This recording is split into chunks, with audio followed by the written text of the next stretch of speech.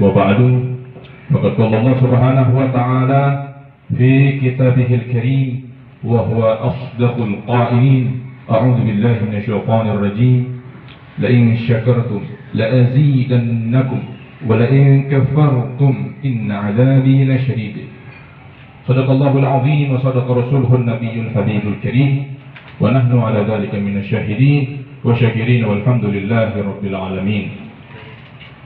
Bapak-bapak dan ibu-ibu yang sama-sama dirahmati Allah Subhanahu wa taala, bil khusus keluarga besar Bapak Hudian yang pada malam hari ini mengundang kita semuanya untuk sama-sama hadir merayakan tasyakur.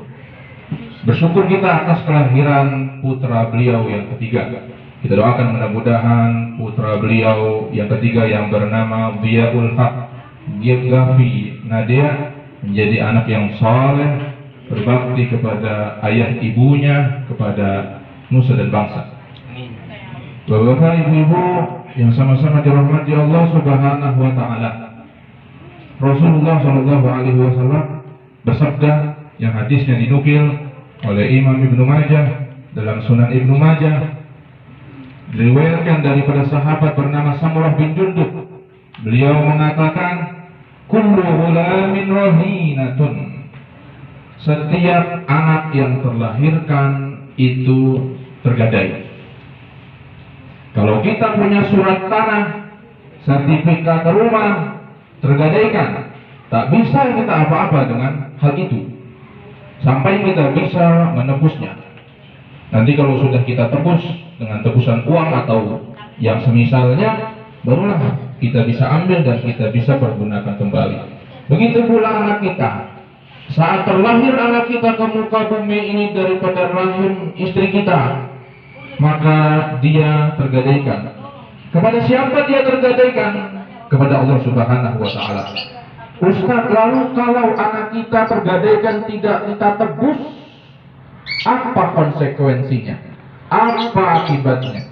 Ulama mengatakan anak yang tidak ditebus gadaiannya kepada Allah, maka nanti di hari kiamat orang tuanya tidak bisa mendapatkan syafaat dari anak itu.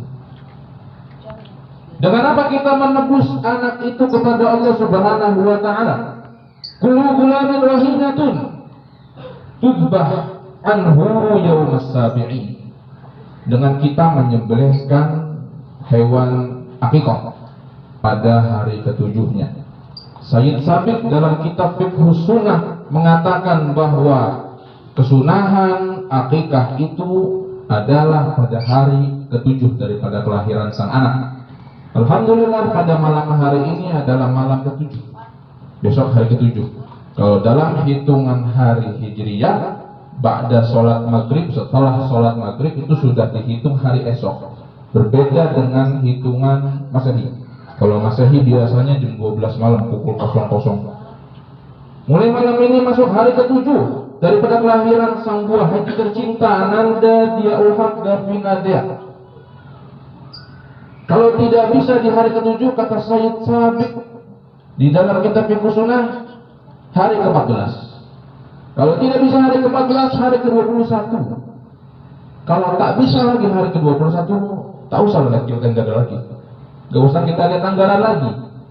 Artinya apa? Berapapun hari yang sudah berlalu terlewatkan, jikalau kita belum sempat atau belum mampu mengakikahi anak kita, maka itu masih boleh, masih sah-sah saja. Kalau bapak-bapak ada yang belum diakikah, maka nanti besok atau kapanpun ada waktu sempat sembelihlah kambing untuk mengakikahi diri kita yang belum diakikahi mungkin. Sayyid Sabiq mengatakan dalam kitab Fiqh Sunnah juga, hayawan yang bisa dijadikan sebagai hewan akikah adalah kambing.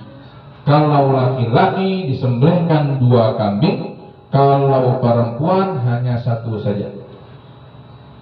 Tapi dalam mazhab Imam Syafi'i, kalau kita mengakikahi secara bersamaan, umpama apa? Di komplek apa ini namanya? Grand Harmony. Di Grand Harmony Blok D ya.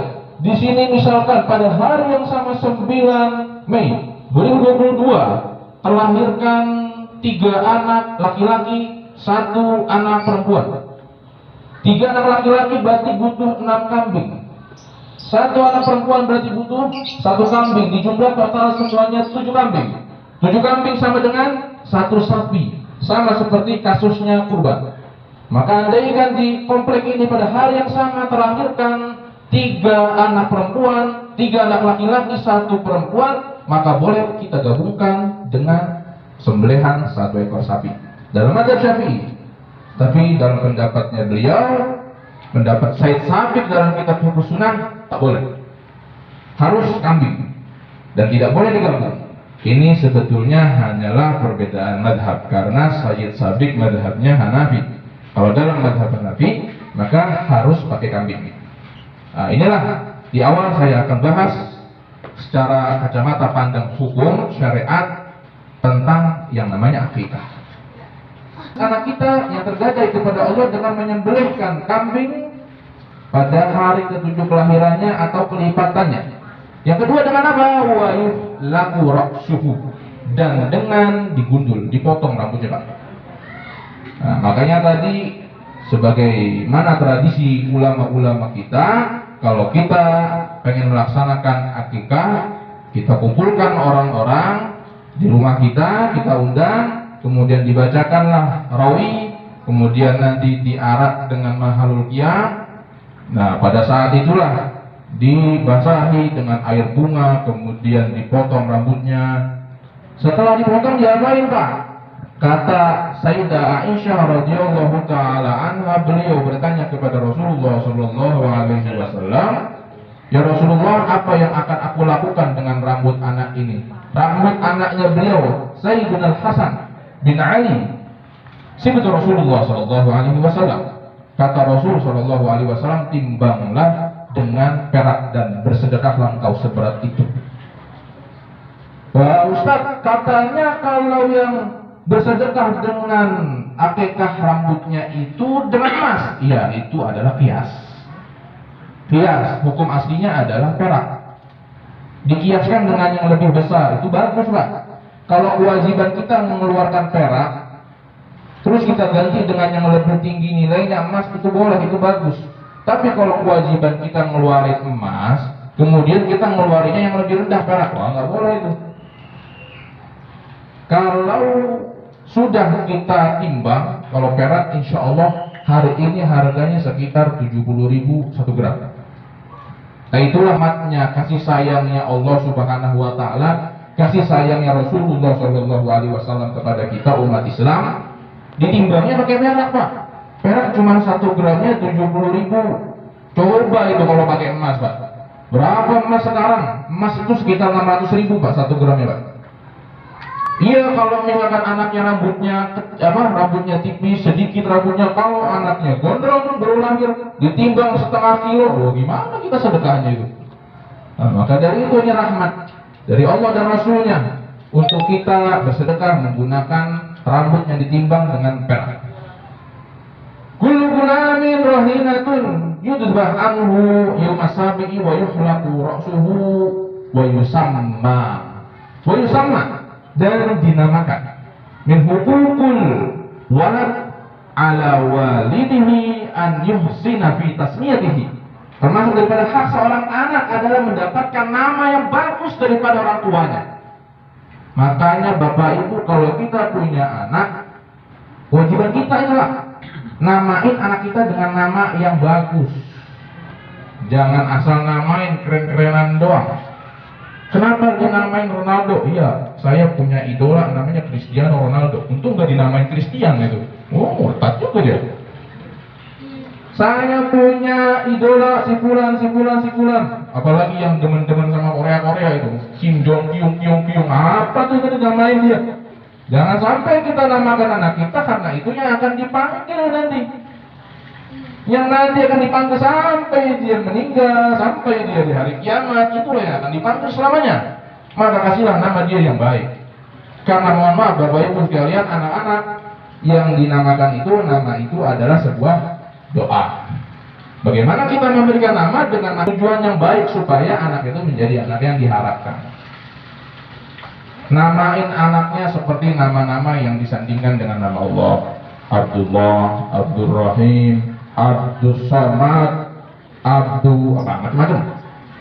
Ustaz, kalau dinamain pakai nama Nabi boleh apa enggak? Boleh. Namain anak kita pakai Muhammad, namain anak kita pakai Yusuf, namain anak kita pakai Ibrahim, Sulaiman dan lain sebagainya. Boleh, Pak? Ustaz, kalau anak kita dinamain pakai nama malaikat boleh apa enggak, Pak? Boleh, nggak boleh. Soal. Boleh, Pak. Anak kita dinamain pakai namanya malaikat. Kasih nama anak kita Jibril boleh Pak enggak? Boleh. Ada pemain bola, pemain Persib Bandung Pak, Jibril Konate Matan, orang Afrika. Jibril. Namain anak kita pakai malaikat lagi. Siapa? Mikail, Israfil, boleh Pak. Asal jangan Israel Pak. Kenapa? Serem. Nakutin. Takut-takut anak kita dinamain Israel. Kakeknya udah tua, sakarat. Tahu-tahu dibilangin sama orang-orang, kakek, Israel datang kek, mati tuh kakek. Nah, kasih nama yang baik, itu kewajiban orang tua yang harus dilaksanakan kepada anaknya. Ingat, yang namanya nama itu adalah doa, harapan anak itu menjadi apa seperti yang dinamakan. Nama anak kita adalah Diaul Haq, dia artinya cahaya. Harapannya Bapak Budia menamakan anaknya Dia, semoga